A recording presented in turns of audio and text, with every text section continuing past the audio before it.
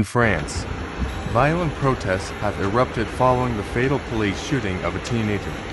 The riots have reached unprecedented levels of vandalism, arson, and violence, prompting the deployment of 45,000 police officers backed by light armored vehicles. Malls and showrooms have been looted, and there have been reports of vandalism, arson, and the looting of armories by armed rioters. French President Emmanuel Macron has returned from an EU summit to chair a crisis meeting in response to the unrest. The killing of the 17-year-old teenager, named Naël, has reignited long-standing grievances about policing and racial profiling in France's low-income and multi-ethnic suburbs.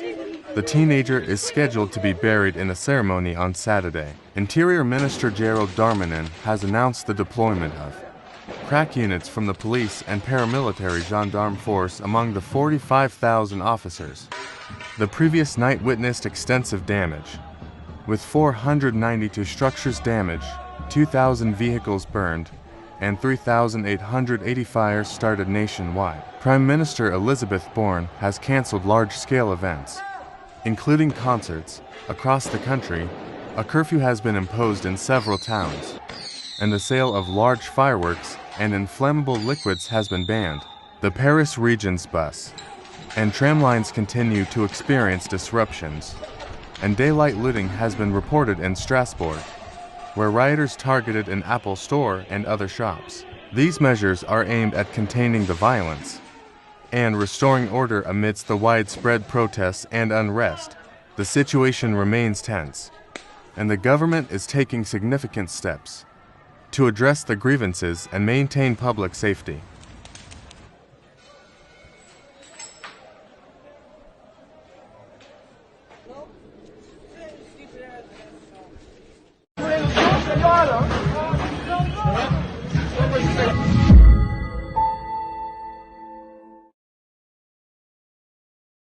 However, it is important to note that the authenticity of some of these videos cannot be independently verified. French authorities have responded by deploying a significant number of police officers, including crack units, to contain the violence and maintain public order. The increase in police presence and implementation of curfews in certain areas aim to restore calm and prevent further escalation. The situation remains fluid and complex, with the government facing the challenge of addressing the underlying issues that have fueled the unrest.